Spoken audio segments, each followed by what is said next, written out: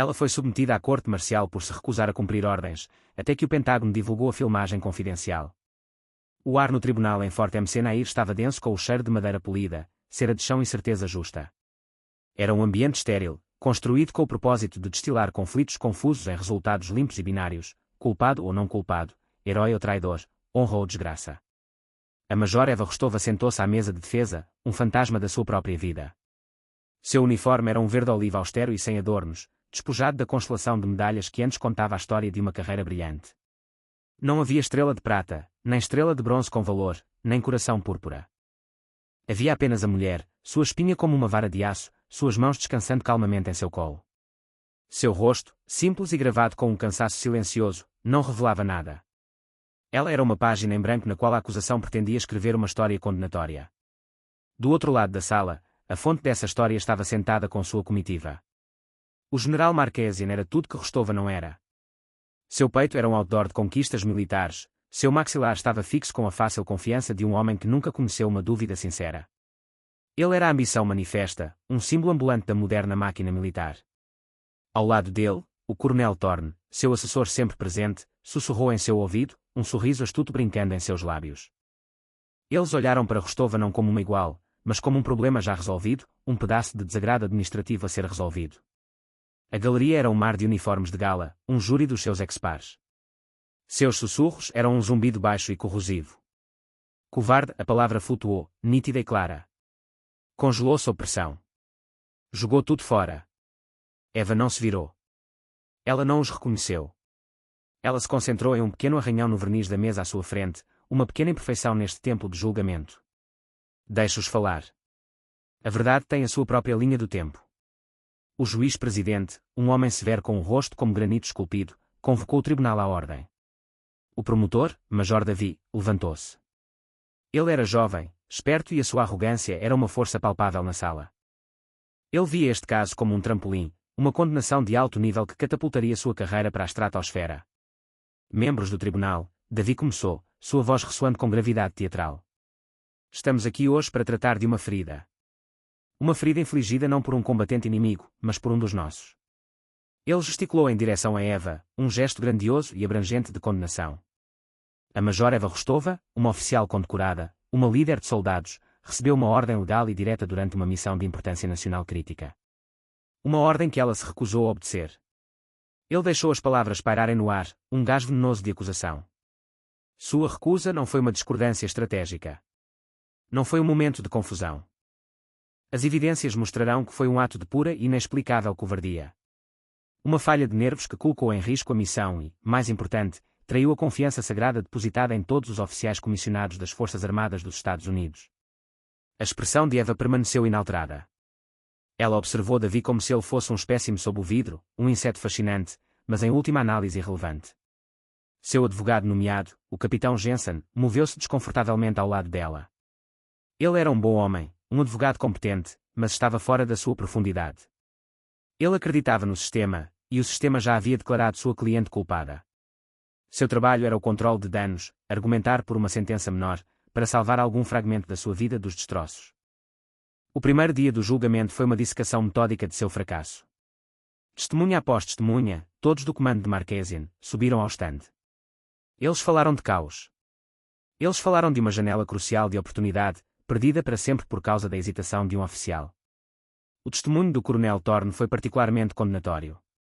Ele descreveu a cena com talento cinematográfico, pintando Eva como um cervo nos faróis, paralisada pelo medo enquanto os sons da batalha ecoavam ao seu redor. Estávamos à beira de apreender o ativo, disse Thorne, seu olhar fixo nos juízes. O general Marquesian deu a ordem de avançar. Estava claro. Foi preciso. O caminho estava livre. Mas a Major Rostova. Ela simplesmente parou. Ela congelou. A unidade dela ficou estática. Nós podíamos ouvi-la nos rádios, apenas respirando. Nada.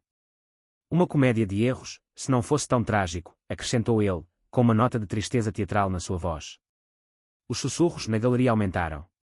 Fotos de gozação, fotos desfavoráveis do arquivo pessoal dela, já tinham começado a circular em fóruns militares privados.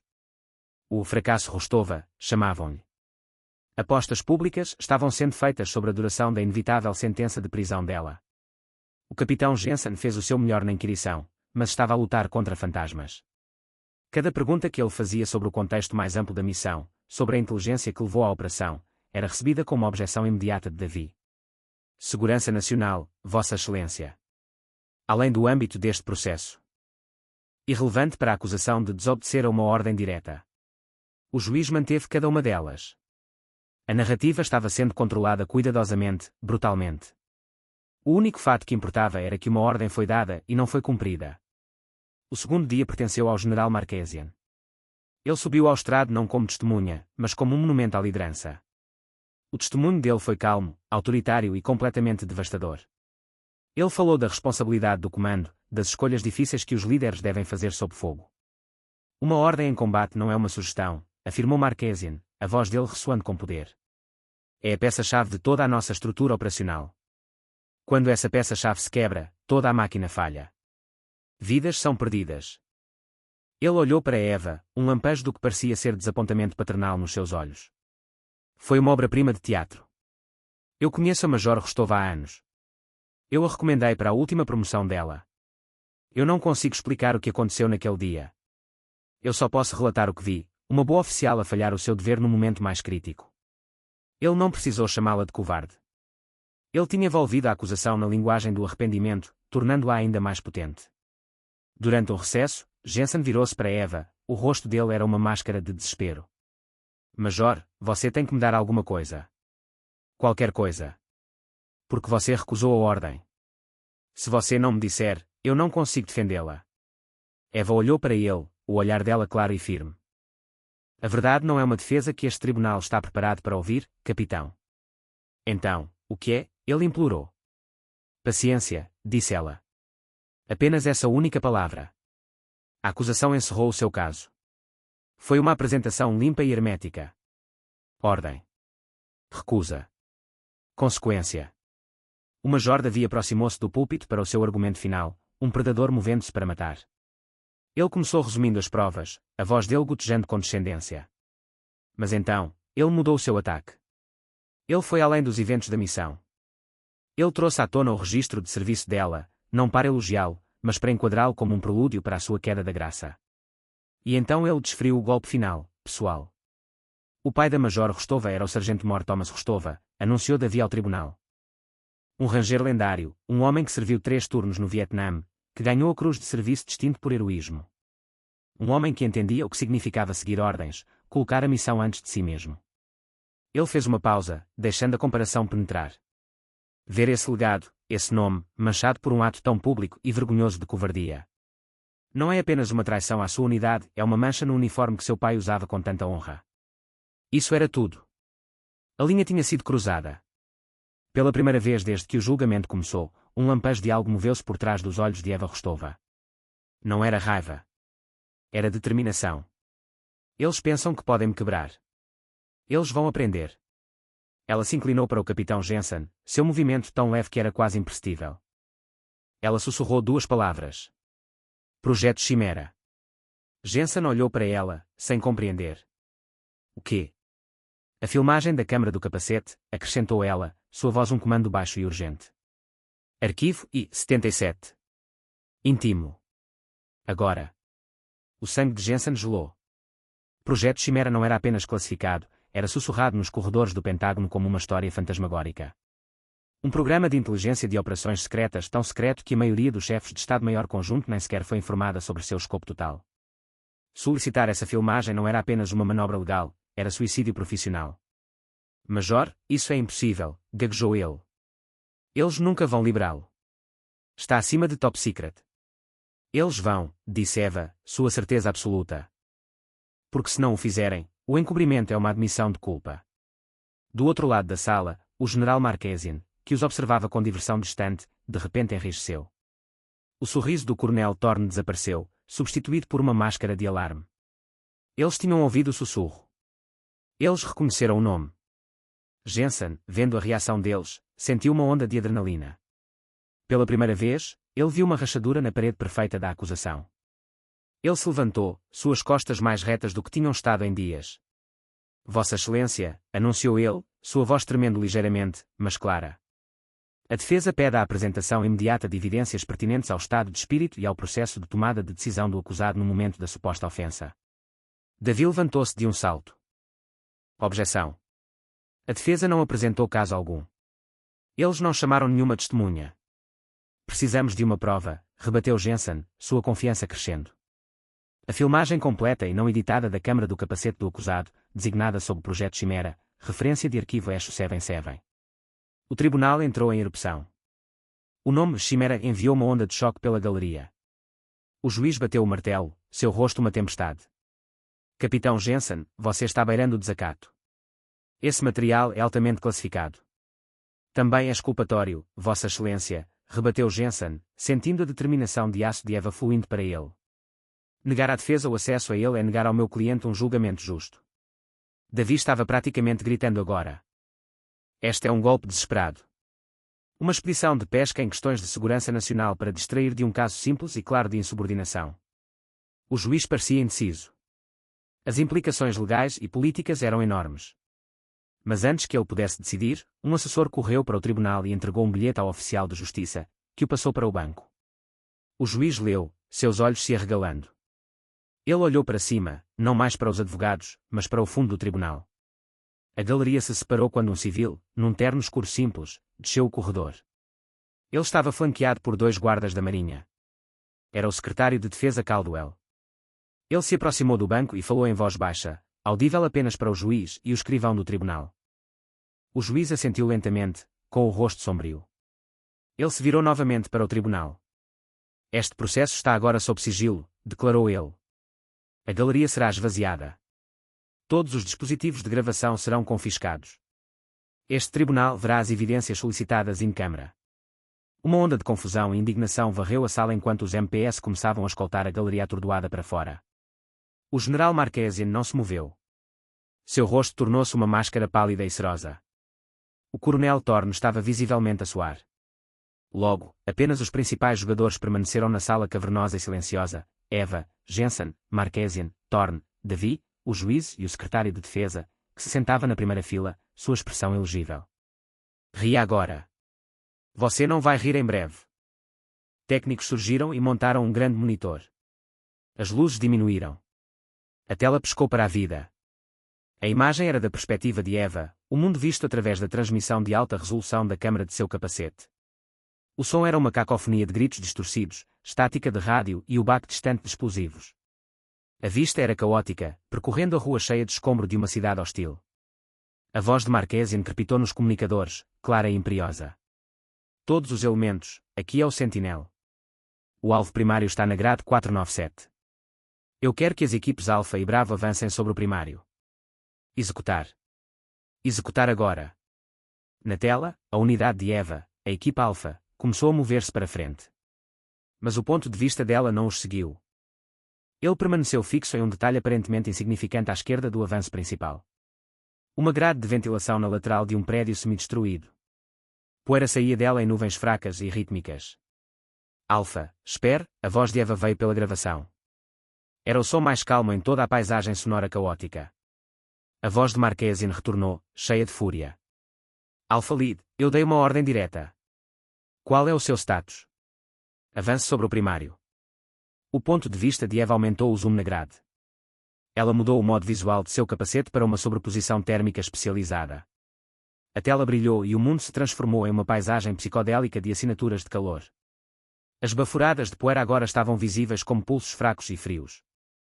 O secretário Caldwell inclinou-se para frente em seu assento. Jensen olhou para a tela, depois para Eva, um entendimento nascendo em seu rosto. Na gravação, Eva falou novamente, sua voz ainda normalmente controlada. Todos os elementos, mantenham a posição. Repito, todos os elementos, esperem. Sentinel, estou lendo uma variação de micropressão do setor 4. O padrão não é aleatório. A voz de Marquesian era um rugido de descrença. Major, você está insana. Eu não me importo com suas variações de pressão malditas. Eu lhe dei uma ordem. Move a sua equipe. A tela dividiu-se. De um lado estava a visão de Eva. Do outro, um fluxo de dados do programa Chimera, uma sequência de código complexo e leituras de sensores que não faziam sentido para a maioria das pessoas na sala. Mas eles não eram insignificantes para o secretário de defesa. Ou para o general Marquesian, cujo rosto empalidecera agora. A voz gravada de Eva continuou, agora falando como se estivesse ditando um relatório técnico. A assinatura corresponde ao perfil de ameaça Chimera Delta 9. Sistema explosivo em cascata. O alvo primário é um chamariz. O setor inteiro é uma caixa da morte, acionada por sensores de proximidade. A filmagem da câmara percorreu lentamente a rua, o retículo de mira de Eva destacando anomalias quase invisíveis no escombro. Fios minúsculos. Placas de pressão enterradas sob a poeira. Uma rede inteira de destruição, disposta como uma teia de aranha. Avançar sobre o primário teria desencadeado uma detonação sequencial, explicou a sua voz. O raio da explosão teria abrangido não apenas a nossa posição, mas o hospital civil a 3 quarteirões ao norte. É uma armadilha, general. Um silêncio mortal se seguiu na gravação. Então a voz de Marquesian, não mais rugindo, mas um sibilo tenso e venenoso. Você está dispensada do comando, Major. Essa é uma ordem direta. Abaixe-se. Negativo, Sentinel, respondeu a voz de Eva, imbuída de uma finalidade que desafiava a patente. A equipa Alpha está mantendo posição. Procurando por gatilhos secundários. A filmagem foi reproduzida por mais 2 minutos, mostrando Eva calmamente dirigindo sua equipe para identificar e marcar os explosivos escondidos a uma distância segura antes de pedir uma retirada estratégica. A tela ficou preta. O tribunal estava completamente silencioso. O ar, antes denso de julgamento, agora rarefeito pelo choque. O Major Davi ficou congelado, sua boca ligeiramente aberta, seu caso meticulosamente construído jazendo em ruínas ao seu redor. O Coronel Thorne olhou para as mãos, incapaz de encontrar o olhar de alguém. A magnífica fachada do General Marquesian havia desmoronado por completo. Ele parecia velho, pequeno e aterrorizado. Seu mundo, construído sobre uma base de ambição e engano, tinha acabado de ser vaporizado. Foi o secretário Caldwell quem quebrou o silêncio. Ele se levantou e se virou não para os juízes, mas para Marquesian. Sua voz era baixa, mas carregava o peso da autoridade absoluta.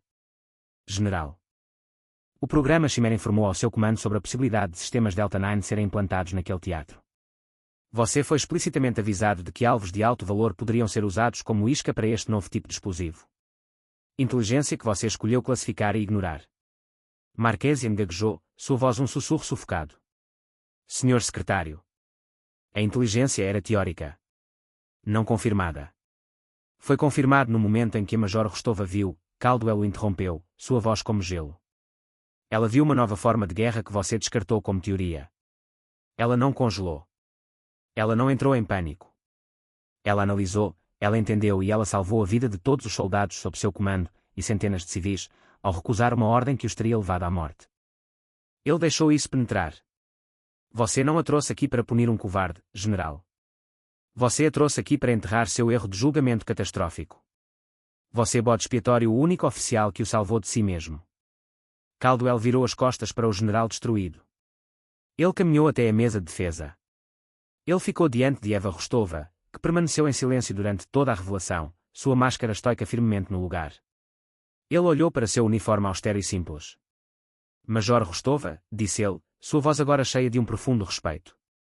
Em nome dos Estados Unidos, peço desculpas. Seu país lhe deve a sua gratidão. E então, o chefe civil de todo o exército dos Estados Unidos levantou a mão e prestou uma saudação nítida e perfeita ao major em desgraça. O capitão Jensen soltou uma respiração que sentiu como se estivesse prendendo há uma semana. Lágrimas brotaram nos seus olhos. O juiz, com o rosto pálido, bateu o martelo fracamente. Todas as acusações contra a Major Eva Rostova são rejeitadas sem qualquer preconceito. Este tribunal marcial está encerrado. As consequências foram rápidas e brutais. O general Marquesian e o coronel Thorne foram levados sob custódia pela polícia militar antes mesmo de saírem do tribunal. Uma investigação foi lançada que abalaria o Pentágono até seus alicerces, revelando uma cultura de carreirismo e tomada de risco que quase levou ao desastre. O Major Davi viu sua promissora carreira evaporar da noite para o dia. Ele foi transferido para uma mesa na Antártica, processando pedidos de suprimentos. A história, uma vez revelada, tornou-se uma lenda militar moderna. Eva Rostova era uma heroína. O presidente telefonou. O Congresso queria conceder-lhe a medalha de honra. Foi-lhe oferecida uma promoção, seu próprio comando, uma posição no Pentágono assessorando sobre ameaças de última geração. Ela recusou tudo respeitosamente. No dia seguinte ao julgamento, ela apresentou admissão. Ela saiu de Fort MC Nair em roupas civis, carregando uma única caixa de papelão com seus pertences. Ela não queria medalhas. Ela não queria a fama. Ela não agiu para se tornar heroína. Ela agiu para fazer o correto. Eu não vim para vencer. Eu vim para lhes mostrar quem eu sou.